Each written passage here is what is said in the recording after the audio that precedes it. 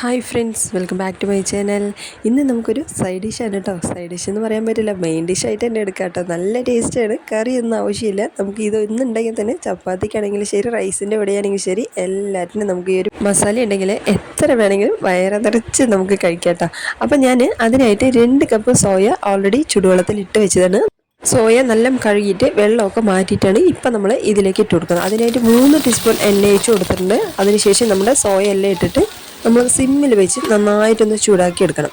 അപ്പോൾ ചെറുതായിട്ട് അടിയിൽ പിടിക്കും. നമ്മൾ ഒഴിച്ച എണ്ണയൊക്കെ നല്ല അബ്സോർവ് ചെയ്തിട്ട് എന്താ പറയുക, ചെറിയൊരു ഡ്രൈ ആവണം ആ ഒരു രീതിക്ക്. അതായത് സോയയുടെ ഉള്ളിലൊക്കെ നമ്മൾ പ്രസ് ചെയ്താലും ചെറുതായിട്ടൊരു നനവുണ്ടാവുമല്ലോ, അപ്പോൾ അത് നന്നായിട്ട് പോയി കിട്ടണം. അപ്പോൾ അതിന് വേണ്ടിയിട്ടാണ് നമ്മൾ ഒരു 5-6 മിനിറ്റ് സിമ്മിൽ തന്നെ വെച്ച് വഴറ്റിയെടുക്കാം.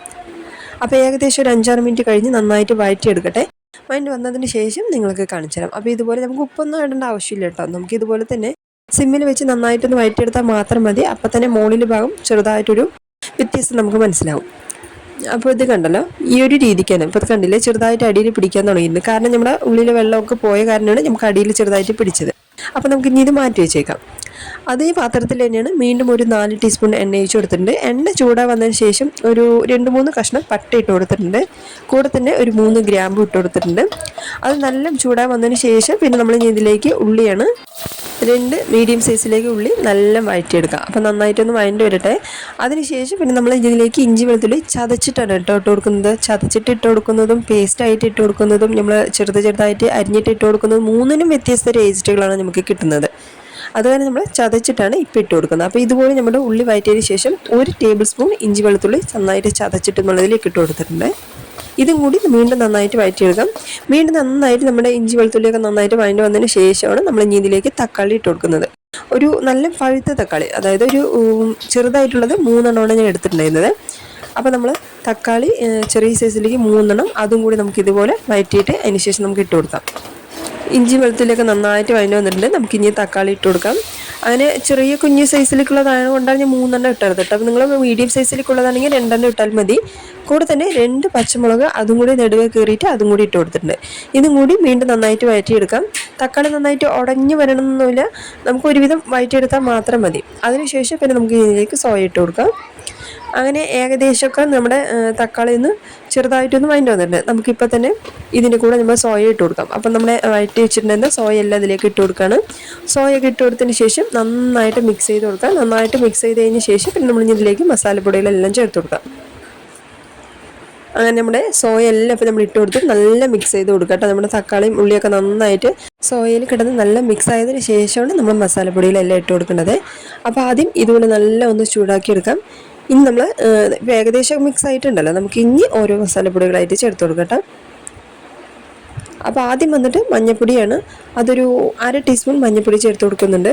കൂടെ തന്നെ ആവശ്യത്തിനുള്ള ഉപ്പ് ചേർത്ത് കൊടുക്കുന്നുണ്ട്.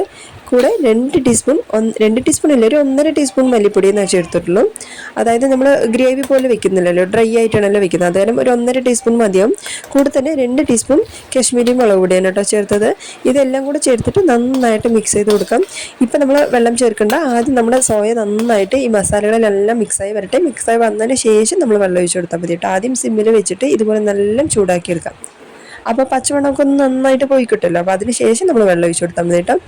അങ്ങനെ ഇത് കണ്ടല്ലോ, ഏകദേശം നല്ല മിക്സ് ചെയ്ത് കൊടുത്തതിന് ശേഷമാണ് ഇപ്പോൾ ഒരു 1/2 ഗ്ലാസ് വെള്ളം, അതൊരു 1/2 കപ്പ് തന്നെ ഉണ്ടാവും കേട്ടോ. അത്രയും വെള്ളം നമ്മൾ ഇപ്പോൾ ഇതിലേക്ക് ചേർത്ത് കൊടുക്കണം. ഇപ്പോൾ നമ്മൾ സോയ ഒന്ന് നന്നായിട്ട് നമ്മുടെ മസാലകളിലൊക്കെ നന്നായിട്ട് മിക്സ് ആക്കി കഴിഞ്ഞതിന് ശേഷം നമുക്കിനി ഇത് അടച്ച് വെച്ചിട്ട് ഒരു 5 മിനിറ്റ് വേവിച്ചെടുക്കാം. ഓൾറെഡി ഞാൻ ചുടുവെള്ളത്തിൽ ഇട്ടപ്പോൾ തന്നെ ഏകദേശം വെന്ത് വന്നിട്ടുണ്ട്.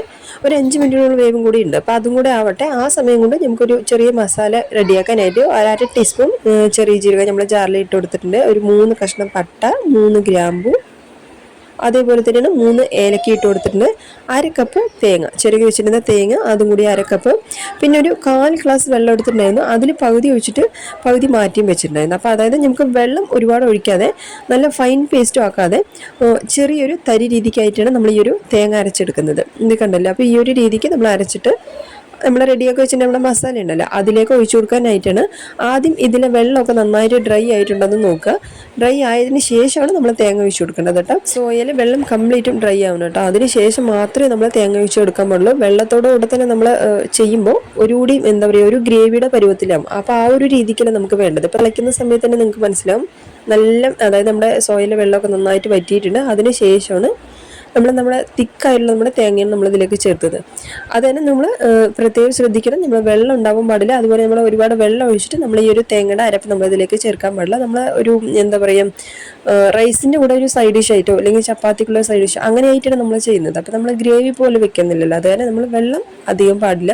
അങ്ങനെ വെള്ളമായിട്ടുണ്ടെങ്കിൽ നമുക്ക് ടെൻഷനൊന്നും വേണ്ട, അത് കുറച്ച് ഒന്ന് സമയം എടുത്ത് ഒന്ന് വറ്റിച്ചെടുത്താൽ മാത്രം മതി. അപ്പം അങ്ങനെ ഡ്രൈ ആയിട്ട് കഴിക്കുമ്പോഴാണ് ഈ ഒരു മസാലയ്ക്ക് നല്ല ടേസ്റ്റ് ഉണ്ടാകുന്നത് കേട്ടോ. അതുകൊണ്ടാണ് അത് പ്രത്യേകിച്ച് പറഞ്ഞത്.